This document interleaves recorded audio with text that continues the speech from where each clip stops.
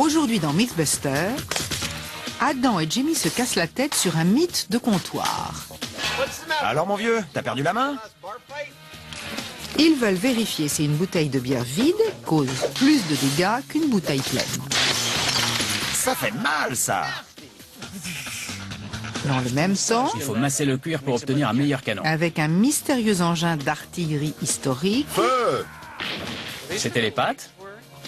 Carrie, Tori et Grant redonnent vie à la légende des canons suédois et irlandais. Aux armes! Fabriqués en cuivre. Qui sont les Mythbusters? Adam Savage Et c'est le chaos. Adieu! et Jamie Hyneman. C'est mon petit joujou. À eux deux, ils ont plus de 30 ans d'expérience dans le domaine des effets spéciaux. À leur côté, Carrie Byron, Des explosifs et de l'électricité. Tori Bellecci C'est ton jour. et Grant Imahara. Maintenant, un acte complètement gratuit. Ils ne se contentent pas de recenser les mythes, ils les mettent à l'épreuve.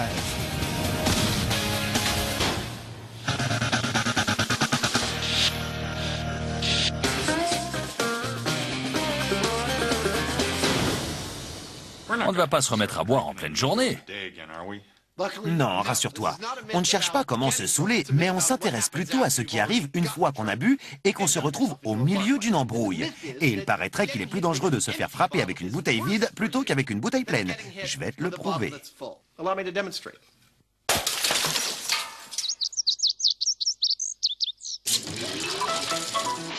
Au cinéma, aucune scène de bagarre dans un bar ne saurait s'en passer. Toutefois, dans la vie réelle, un coup de bouteille est très dangereux.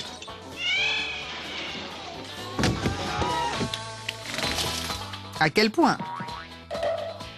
Eh bien, des scientifiques experts en médecine légale parlent de fracture du crâne, de commotion cérébrale et de lacération du cuir chevelu, entre autres blessures. Ils estiment également qu'une bouteille vide provoque davantage de dégâts. Mais est-ce possible? Une bouteille vide, plus légère, pourrait-elle blesser davantage qu'une bouteille pleine et donc plus lourde? Comment tu veux procéder? C'est une fausse, ne faites pas comme nous.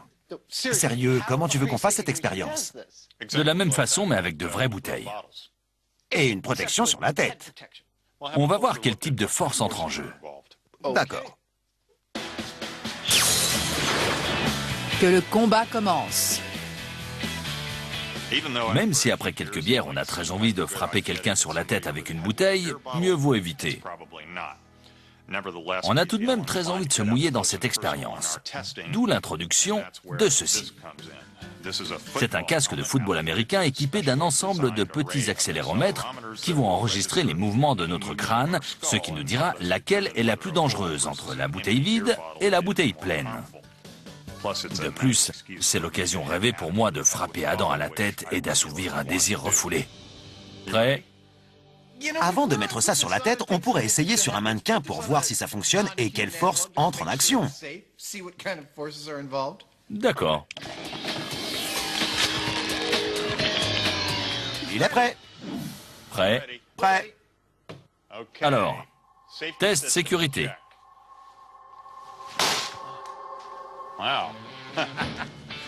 Ce n'est pas ce qui se passe dans les films. C'est beaucoup plus dur à casser qu'on ne croyait. Je vois plusieurs raisons à cela. Alors mon vieux, t'as perdu la main? Pour commencer, dans les films, dès qu'ils se frappent avec une bouteille, elle se casse, parce que ce sont de fausses bouteilles. Ensuite, qui n'a jamais cassé de bouteille en la faisant tomber? Elles ont l'air assez fragiles. Mais c'est faux. Elles sont conçues pour être transportées, pour durer. Et quand on voit ça, ça et ça, on voit bien que c'est du solide. Adam, en revanche, est aussi costaud qu'il en a l'air. Rien d'impressionnant, mais à l'annonce des résultats par notre spécialiste, Ça faisait près de 107 G. l'expérience prend un autre tournant. 100 G, c'est le genre de coup qu'on encaisse sur le terrain. Je ne crois pas que je vais porter ce casque aujourd'hui. Je te comprends. Clairement, se faire frapper avec ça, même si on est équipé comme moi, c'est très désagréable. Tellement désagréable que nous avons décidé de ne faire aucun test sur sujet humain aujourd'hui. À la place de l'homme, nous allons donc garder le casque. Mais le casque ne fait que son devoir. Il encaisse et absorbe les chocs, ce qui empêche Jamie de casser sa bouteille. Notre mannequin à la tête dure va faire l'expérience équipé d'une couronne d'accéléromètre.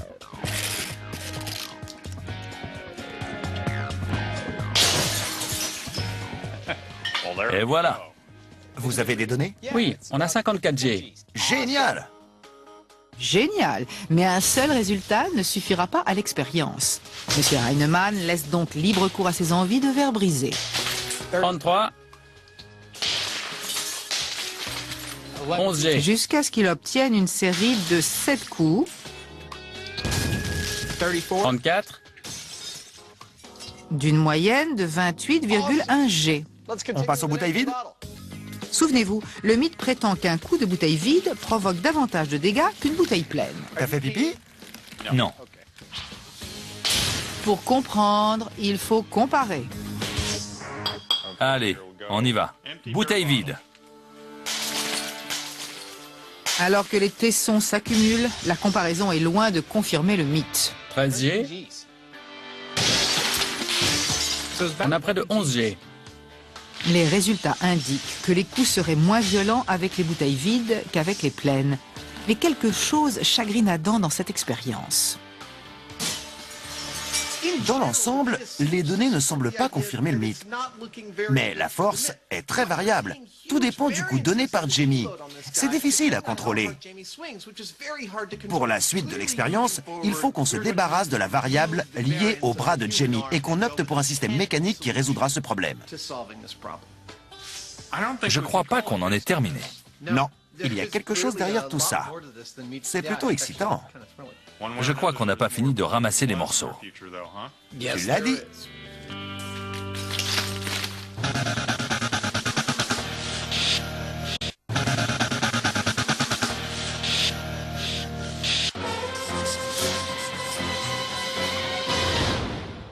Carrie, qu'est-ce que ces objets ont en commun? Du lait en poudre, du fromage, du cuir, un poulet, de l'adhésif et un tube métallique. Un samedi soir chez Adam Savage? Pas loin, mais non. Un samedi soir chez Jamie Heinemann. Non, un canon. Je comprends, sauf pour le cuir. C'est le mythe. On va construire un canon uniquement avec du cuir. Vous êtes sérieux? Absolument. Au XVIIe siècle, le roi Gustave Adolphe de Suède a eu l'idée de fabriquer un canon avec un tube en cuivre renforcé par du fer, du tissu trempé dans du mastic et pour finir, le tout était entouré de cuir. C'était un canon enveloppé de cuir. Attends, c'est pas fini. Plus tard, lors du siège du château de Ballygally, les troupes irlandaises ont construit un canon uniquement avec du cuir. Il faisait 1,50 m de long et 12 cm d'épaisseur. Un canon en cuir, ça me plaît. Les Suédois et les Irlandais ont-ils réellement fabriqué des canons dignes de ce nom uniquement en peau de vache? Alors, quel est le programme? On va construire les deux versions, la suédoise et l'irlandaise. Mais avant, il nous faut un point de comparaison. Comment ça? On a déjà testé des mythes de canons, comme celui en ruban adhésif, mais ce n'était pas des engins de guerre. Là, il faut pouvoir livrer bataille. Donc on doit les comparer à des canons en fonte de l'époque. C'est ça. On doit savoir quelle quantité de poudre ils utilisaient et quelle était leur portée. Et au regard de ces résultats, on pourra estimer l'efficacité de nos canons. Ça me plaît. L'expérience commence donc sur le champ de tir pour en apprendre un peu plus sur l'artillerie de l'époque grâce à des pros de notre époque.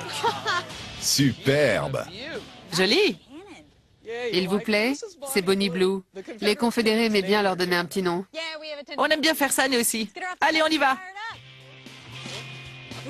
Nous sommes sur le champ de tir d'Alameda, où nous nous apprêtons à tirer avec un canon de la guerre de sécession appelé Parrot. Si ça n'arrête pas un boulet de canon, j'ai pas mieux. Et un bataillon de soldats?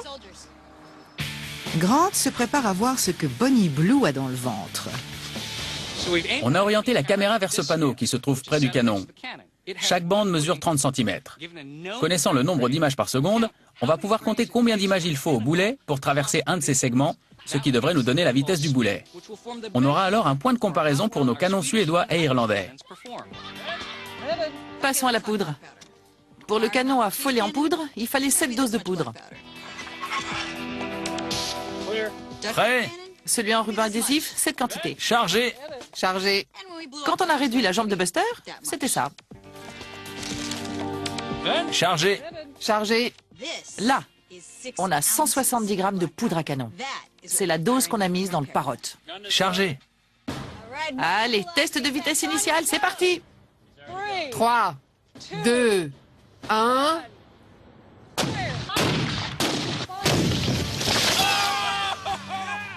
C'est beau ça! Ça l'a transpercé. Joli! Dans le mille. Oui, bien joué. L'idée aujourd'hui n'est pas de voir si ces canons fonctionnent toujours, ça on le sait. Le voilà. 7 images pour 30 cm, ce qui fait... On cherchait surtout à connaître la vitesse d'un vrai boulet tiré par un canon de la même taille que les canons suédois et irlandais. Voilà, on obtient 626 km/h. On a notre réponse, 626 km/h. C'est donc le point de comparaison. Si l'équipe arrive à obtenir le même résultat avec ses canons mythiques, cette légende historique aura peut-être un fond de vérité.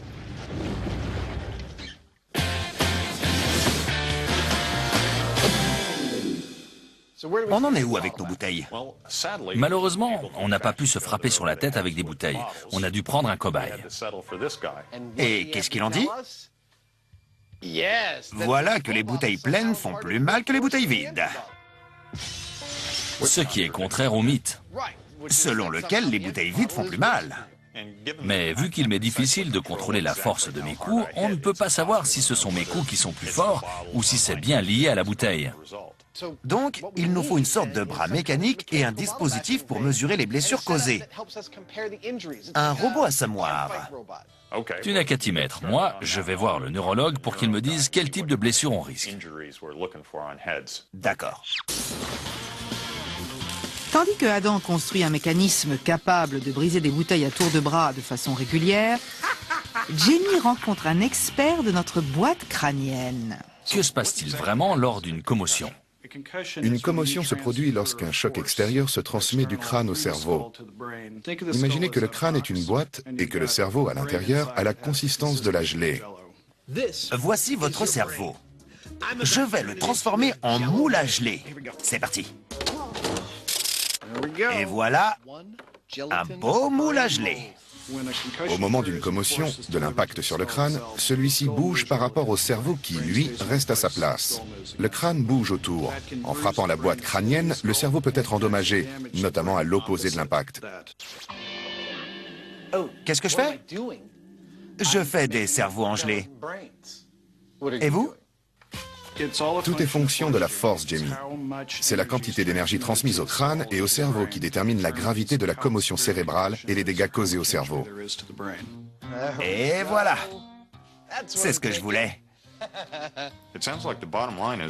Pour résumer, plus la tête est secouée violemment, plus la commotion risque d'être dangereuse. C'est ça.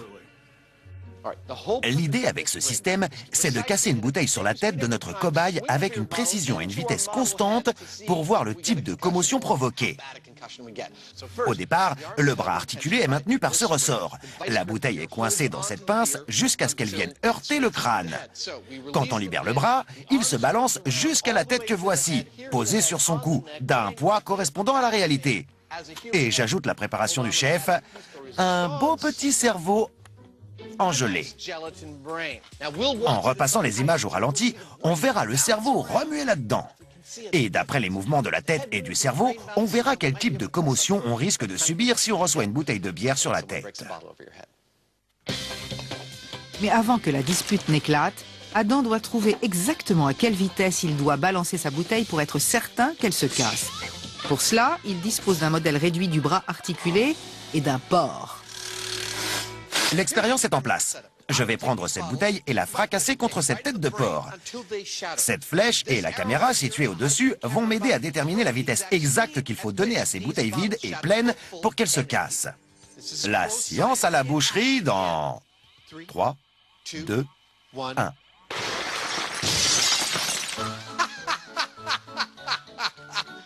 Génial! Crade, mais génial. On se croirait dans un film d'horreur. À force de rejouer la scène, Allez, un petit effort. Adam brise suffisamment de bouteilles Ça doit faire mal. pleines et vides Gagné! pour savoir à quelle vitesse la bouteille se casse sans faute. Cette expérience ne se voulait pas juste répugnante, même si c'est réussi. L'idée était de déterminer la vitesse de frappe nécessaire pour casser ces bouteilles sur un crâne. La vitesse est donc de 15 mètres secondes, soit 55 km/h. Maintenant qu'ils peuvent calibrer la force de frappe du bras articulé, Monsieur Tête en gelée va en prendre plein la vue. Carrie, Tori et Grant se plongent dans l'histoire de l'artillerie pour faire la lumière sur le mystère de deux canons tout droit sortis d'une tannerie. On essaye de recréer deux canons historiques, deux canons en cuir. Le premier est un canon suédois. Son tube central en cuivre était enveloppé de tôle en fer et d'autres choses pour finir par une couche de cuir. Le second canon est un canon irlandais du début du XVIIIe siècle. Celui-ci est vraiment un canon en cuir, entièrement composé de cuir. C'était les pattes? C'est ça? C'est logique. Qu'est-ce qui est plus pratique pendant le combat? Un gros canon en acier ou un joli petit canon en cuir? Là où vous voyez du cuir, je vois un canon. C'est plus tendance. Voici comment on construit un canon irlandais du XVIIIe siècle entièrement en cuir.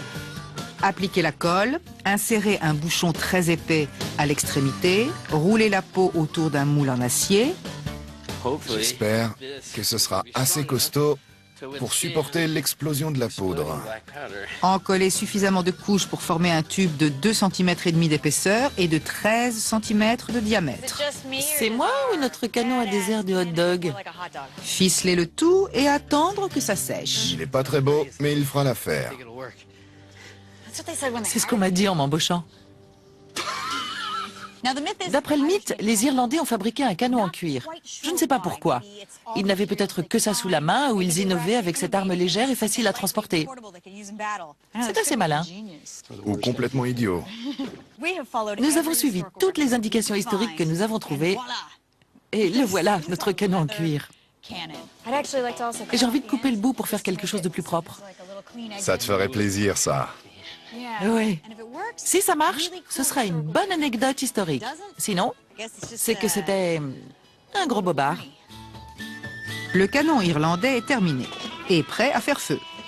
Grant, plus sensible à l'histoire que Tori, va nous parler un peu du canon suédois. À vrai dire, il n'y avait pas beaucoup de cuir dans le canon en cuir suédois. Le tube était un mince tuyau de cuivre. C'était un petit canon scié avec un bouchon en laiton à l'extrémité. Il était recouvert de plusieurs couches de tissu trempées dans du mastic. C'est quoi le mastic? C'est un type de résine. Comme on n'a pas de mastic, on va utiliser une résine époxy. Ensuite, il y avait 4 bagues en fer pour renforcer le tube et une nouvelle couche de tissu. Ils ont ensuite ajouté une autre couche pour bien envelopper le tube et le consolider. Enfin, la dernière couche était en cuir.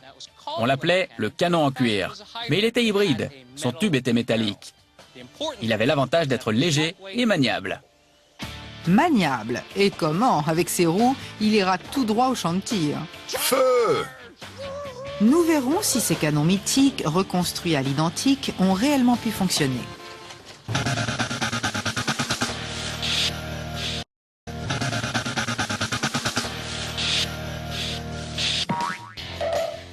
Tout porte à croire le contraire, mais d'après des médecins légaux, se faire casser une bouteille vide sur la tête provoquerait davantage de dégâts qu'une bouteille pleine, plus lourde.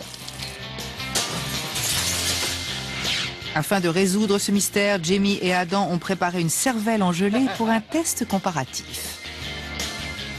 Pour ma part, j'ai une idée de ce qui fait le plus mal entre une bouteille vide et une bouteille pleine. Je pense que c'est la bouteille pleine, parce que sa masse est plus importante. Le liquide contenu dans la bouteille doit peser dans la balance, surtout si on considère le mouvement de la tête. La pleine va gagner. Je suis prêt. Et toi? Prêt. Alors c'est parti. Test de commotion avec la bouteille pleine dans 3, 2, 1...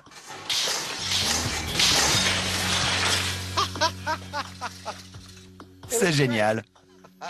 Ça marche. Mais il y a un problème. La mousse cache le cerveau.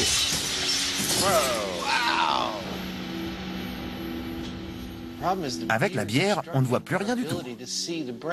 Oui. Ça fait tout le temps ça. Ils optent donc pour une bouteille d'eau gazeuse. Allez, on y va. Bouteille pleine. Test de commotion. 3, 2, 1...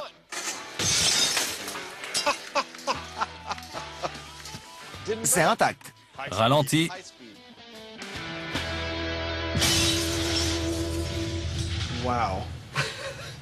C'est violent.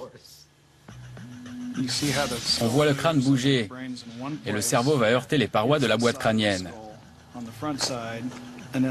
Vous avez vu? Il suit les mouvements opposés. Il fait des vagues. C'est ce qui se produit réellement. Bon sang, Ne jamais sortir sans son casque. c'est clair. Le résultat obtenu avec la bouteille pleine n'est pas reluisant. Quel gâchis. Passons au test de la bouteille vide. Prêt pour la bouteille vide? Prêt. J'ai envie de dire que bière qui roule n'amasse pas mousse. Si tu le dis. Test commotion avec bouteille vide. 3, 2, 1... Inutile de voir le ralenti, je vois bien à la tête qu'il fait qu'il n'en peut plus. Oui, il n'est pas beau à voir, mais il va mieux qu'après le dernier test. Le mouvement latéral du crâne est évident après le choc. On est loin des mouvements dissociés entre le cerveau et le crâne. Il bouge, mais pas autant qu'avec la bouteille pleine. L'impact est moins fort avec une bouteille vide, c'est évident. Parfait. On a notre résultat. Mettons les deux images en parallèle. Voilà, regardons. Vous voyez? C'est très clair. La bouteille pleine fait bien plus mal. Voilà de quoi remettre en question le mythe de ces médecins légistes. Adam et Jamie attendent toujours de voir en quoi une bouteille vide pourrait provoquer plus de dégâts qu'une bouteille pleine. Mais ils n'ont pas dit leur dernier mot. La masse supplémentaire d'une bouteille pleine explique que le coup donné sur le crâne soit plus puissant et qu'il puisse entraîner une commotion cérébrale. Mais si on s'en réfère aux blessures, on trouve également des fractures du crâne ou des lacérations. Nous allons donc voir ça de plus près. Te souviens-tu quand j'ai construit un bras articulé capable de t'assommer à coups de bouteille? Non? Quel souvenir délicieux.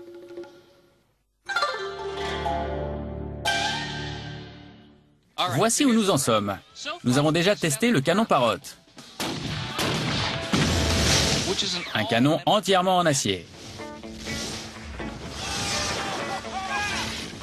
Nous avons calculé la vitesse initiale du boulet, 626 km/h. Maintenant, nous allons faire le même test avec le canon suédois, sur lequel une grande partie du métal a été remplacée par d'autres matériaux pour le rendre plus léger. Ouh, c'est la guerre. Ensuite, nous passerons au canon en cuir irlandais, entièrement constitué de cuir, sans le moindre métal. C'est le problème avec l'eau dans les tonneaux. C'est crado. On pourrait faire un combat debout après. T'es partante? En comparant avec la vitesse initiale du boulet du Parrot, notre équipe est sur le point de découvrir si ces canons en cuir sont une véritable bonne trouvaille ou s'ils sont complètement bidons. C'est la danse de la boue. La gadou, la gadou. La mise à feu à distance est installée. Il ne reste plus aux garçons qu'à apporter la poudre magique.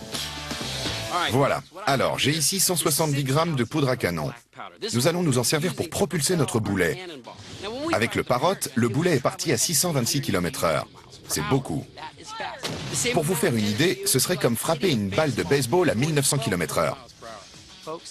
Attention, ce n'est pas un jeu, même si on s'en sert. Qui a commandé ce rouleau de printemps avec un supplément de poudre à canon? Donne-moi ça. Maintenant qu'on connaît les capacités de l'explosif et tout le jargon technique, Où j'ai mis ce truc? L'équipe charge et referme. Ouvert. Chargé. Je n'ai aucune idée de ce qui va se passer. C'est bon, je suis dans la poudre. On dirait une bombe artisanale. Le canon suédois dans 3, 2, 1...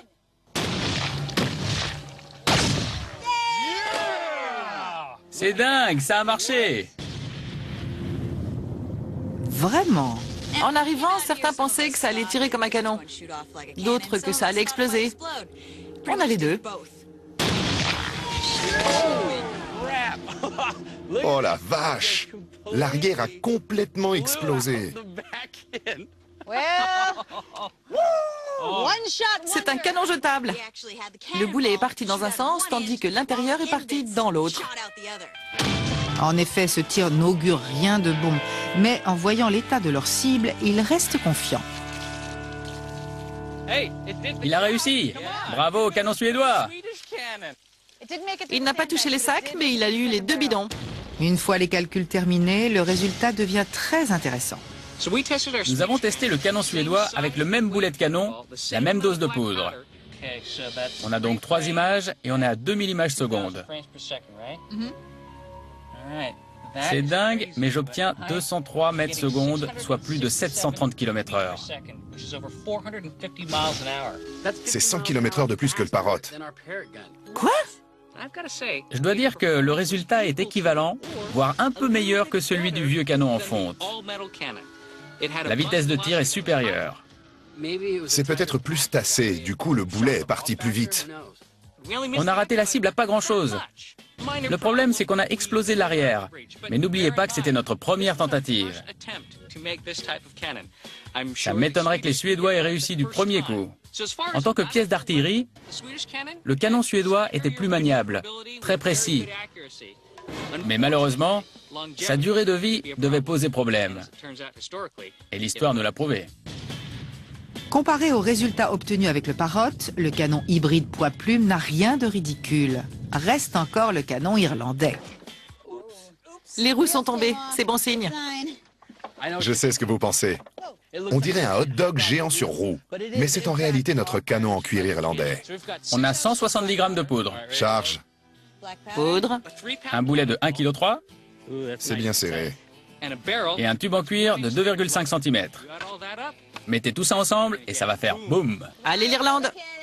Prêt pour le canon irlandais? Dans 3, 2, 1...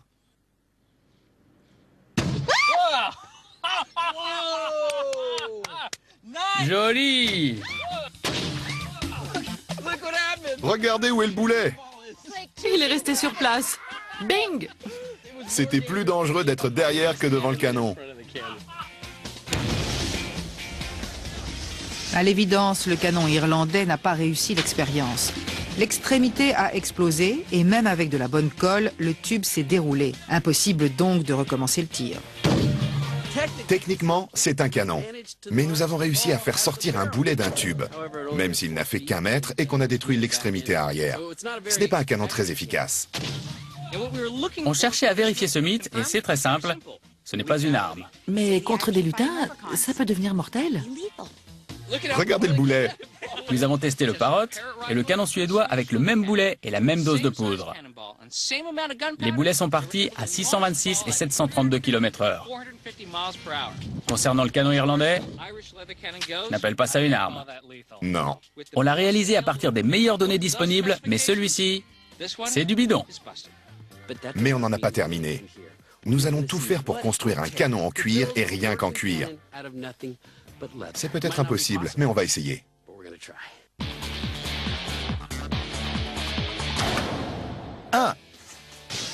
Adam et Jamie ont déjà démontré que concernant les commotions, contrairement au mythe étudié, frapper avec une bouteille pleine est plus dangereux qu'avec une vide. Le cerveau est nettement plus secoué avec la bouteille pleine qu'avec la vide. Mais qu'en est-il des autres types de blessures comme la fracture du crâne par exemple? Pour en savoir plus, C'est bien ça. Jamie s'inspire du porc, 7 mm. Même épaisseur que chez l'homme. pour concevoir et fabriquer un morceau de polyuréthane qui se brise exactement comme les os humains. Encore tiède et mou, il lui donne une forme avant qu'il ne durcisse. On garde la base et on pose cette plaque devant ce trou. En frappant la plaque avec une bouteille, si elle se brise, on peut supposer qu'il y aurait eu une fracture chez l'homme. Pour une reconstitution fidèle, Jimmy ajoute un cerveau en viande hachée. Voilà, 3 kilos. Pendant ce temps, Adam a construit un bar pour le réalisme de l'expérience. Bienvenue au Mythbuster Bar. Je vous sers une bière vide? Avec ça, notre cobaye à tête de hachis risque d'avoir un sérieux mal de crâne. Monsieur Heinemann a bien envie de fracasser quelques crânes. Et il n'est pas content. Lâche-toi. Ok, fracture du crâne dans 3, 2, 1... Oh, la galère! La bouteille est cassée, la tête aussi. Il y a de la viande partout. Adam n'est pas médecin, mais avec un crâne cassé et de la chair un peu partout, le diagnostic est vite vu. La vache! Le crâne a pris très cher. Ah oui, le crâne est fracturé. Tête de hachis a été courageux. Maintenant, on recommence avec la bouteille vide. Oui. Au boulot! Au boulot, mais uniquement après quelques remises en état, afin de comparer les résultats. Bouteille vide, on y va! On va te frapper encore une fois. Et si ça peut te rassurer, tu vas avoir beaucoup plus mal que moi. Quand tu veux. Bouteille vide pour fracture du crâne dans 3, 2, 1... Et voilà le résultat. 1. Ça y est, c'est cassé. Il faut toujours que tu casses tout. Pas de fracture. Pas de fracture du crâne. Le but de l'expérience est de savoir s'il est plus dangereux de se prendre un coup avec une bouteille pleine ou une bouteille vide. Perso, je préfère éviter les deux. Mais s'il faut choisir, notamment pour la fracture du crâne, comme ce dernier test, la bouteille pleine semble faire plus de dégâts que la bouteille vide.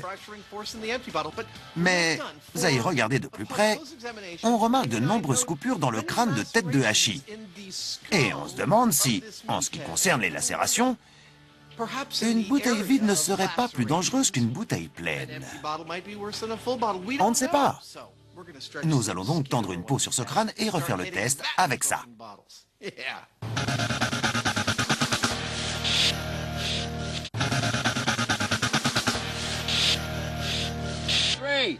Sur le champ de tir, le mythe du canon irlandais entièrement en cuir a pris un coup dans l'aile. Tu n'appelles pas ça une arme? Non, c'est ridicule. Mais notre équipe de tanneurs n'a pas dit son dernier mot. Ils ont décidé de construire un canon digne de ce nom uniquement en peau de vache.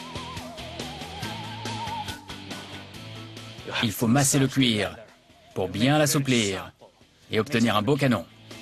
Mais pour faire un beau canon en cuir, il faut soigner les détails. Ils vont tenter de comprendre ce qui s'est passé lors de ce dernier tir. On s'est rendu compte que l'autre jour, au moment du tir, le boulet a complètement défait l'intérieur du tube. Je vais donc bien rayer le cuir pour que la colle adhère parfaitement et que le tube reste entier lors du prochain tir. On renforce tous les éléments du canon, on fait du solide. Ceci est notre bouchon arrière, composé de 42 couches de cuir. Il sera introduit dans le canon, la charge arrive ensuite, puis le boulet. En allumant, espérons que ça fera un gros boum et pas un petit bim. Je m'attaque à la partie arrière. J'ai pris la même peau et je l'ai coupée en lanières de 5 cm de large. J'enduis les deux parties des lanières d'adhésif de contact et je les pose dans la longueur du canon à l'extrémité. Ça va renforcer la zone arrière, qui pourra alors supporter l'explosion de la poudre qui va propulser notre boulet. On dirait un jeu de gamin. Ça défoule un peu. L'arrière est maintenant suffisamment renforcé, collé et martelé. Il commence déjà à entrevoir une possible victoire. C'est ici que se fait l'explosion. La chambre mesure 30 cm de diamètre. En plus, l'arrière a été bardé de lanières. On a donc tout ça pour le maintenir en place. C'est possible que l'on ait réussi à fabriquer un canon en cuir qui fonctionne. On passe maintenant aux finitions. Juste pour le décorer un peu. En secret, la coquette de l'équipe donne au canon un petit look tendance. Il retourne ensuite au champ de tir. Attention au lever de rideau. J'en avais un peu marre de la couleur neutre du cuir. Donc je me suis dit que j'allais l'améliorer un peu. Un canon haute couture. C'est dingue. C'est sympa. Tu l'as tuné. Il a pris beaucoup de valeur. Regarde les initiales, c'est génial. Il tient dans ton sac. Pour appuyer sur la détente, il faut porter des lunettes noires. Et il a de l'allure, mais est-ce de la poudre aux yeux, version poudre à canon? Voici la poudre à canon que nous allons utiliser pour lancer notre boulet. Quand on met le feu à 1 gramme de poudre, cela libère 3 litres de gaz. J'en ai ici 170 grammes. À la mise à feu, ça va libérer plus de 500 litres de gaz. Ça fait beaucoup, mais ça devrait permettre d'expulser le boulet ou d'exploser le canon. J'ai hâte de voir ça.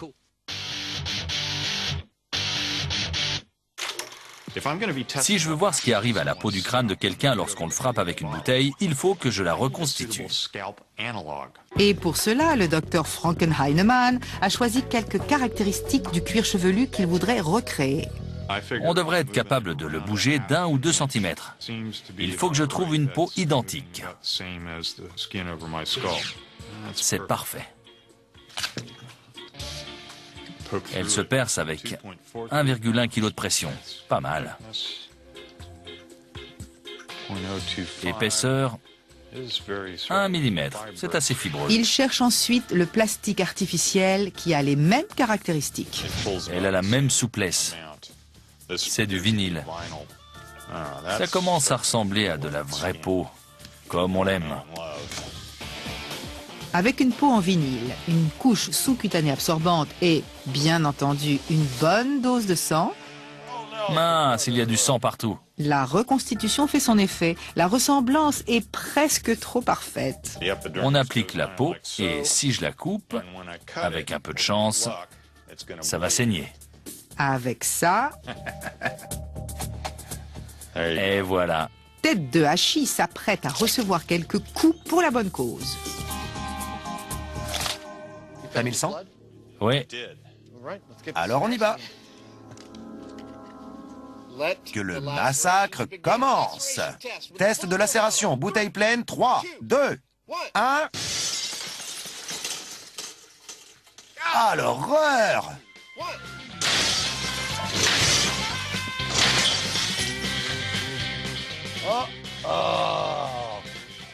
C'est bel et bien coupé, là. oui.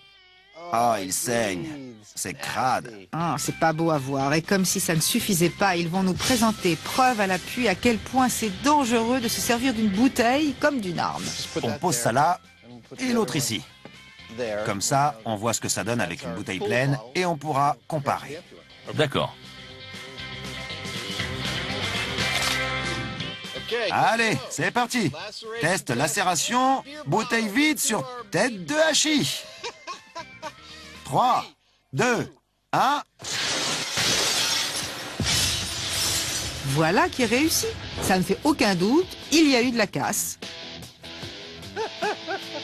Elle est bien, ma peau. Elle est parfaite. À y regarder de près, on ne voit pas de grande différence entre les deux échantillons de peau. D'après moi, les deux sont franchement identiques. À 1 ou 2 coupures près, c'est identique. Oui. Je pensais que ce serait pire avec la bouteille pleine. C'est vraiment lié au verre dans ce cas-là. Oui, même quantité de verre, même coupure. Ouais. Le mythe de départ disait que c'était pire de se faire frapper sur la tête par une bouteille vide que par une bouteille pleine. D'après notre test, du point de vue du cerveau, c'est faux. On risque une commotion bien plus sévère avec une bouteille pleine qu'avec une bouteille vide. Pour le test sur les os, c'est la même chose. La bouteille pleine risque davantage de causer une fracture du crâne. Maintenant, d'après le test des lacérations, pour la première fois, on est à égalité. Mais ça ne veut pas dire que la bouteille vide cause plus de dégâts. Donc, je ne suis pas convaincu. Je dirais même que c'est bidon. Alors, d'après le mythe, se faire frapper sur la tête avec une bouteille vide est pire qu'avec une bouteille pleine. Du point de vue cérébral, C'est bidon. du point de vue osseux, Encore bidon. du point de vue de la peau, Aucune différence. du coup c'est Bidon. complètement bidon.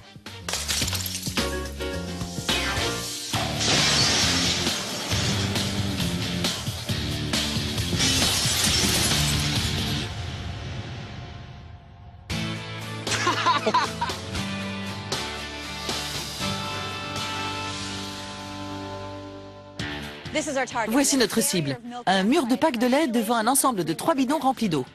Pourquoi du lait? Parce que ce sera plus amusant quand notre boulet de canon viendra tout exploser. Ensuite, nous avons installé ce panneau gradué pour mesurer la vitesse de déplacement du boulet et la comparer avec celle du Parrot. Et enfin, nous avons ici notre canon en habit de lumière, entièrement fabriqué en cuir authentique. Si seulement les Irlandais avaient eu une arme aussi classe pendant le siège du château de Ballygally, je ne sais pas si elle aurait fonctionné, mais ils se seraient battus avec style. Toutefois, ce n'est pas le style, mais la performance qui fera la différence. Souvenez-vous, le point de comparaison utilisé est la vitesse initiale du canon Parrot, soit 626 km/h. De plus, il doit être capable de réaliser plus d'un tir. Un boulet en or. Magnifique. J'ai un bon pressentiment avec ce canon. Pour commencer, il est superbe. Et je sais combien de couches de cuir on a superposées. C'est du costaud. On a graissé le tube. Je pense qu'on va réussir à tirer. Billet? Ouais. C'est bon. On y va. Je pense qu'on a 80% de chances que ça réussisse et 20% de chances que ça explose. Il est temps de découvrir si le canon haute couture va mettre le feu aux planches. C'est parti. Canon haute couture. 3, 2, 1.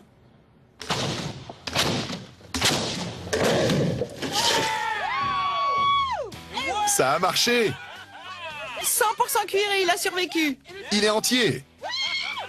On l'a fait. On a fait un canon en cuir.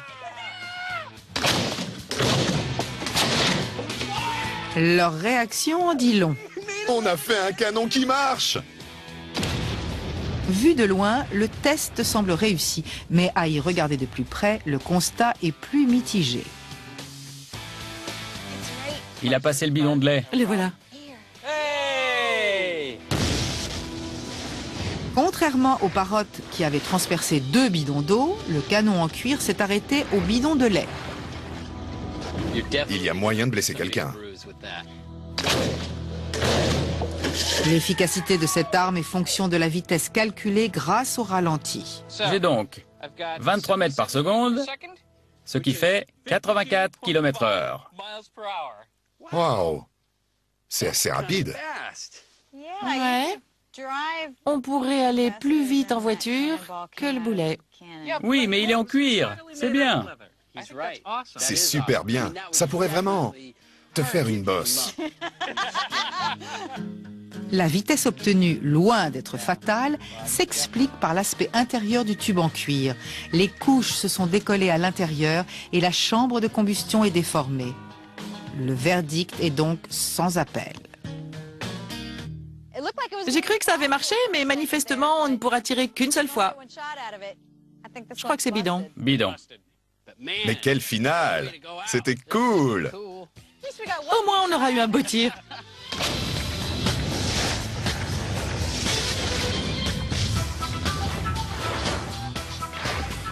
Le cuir, c'est bien pour la mode, pas pour l'artillerie.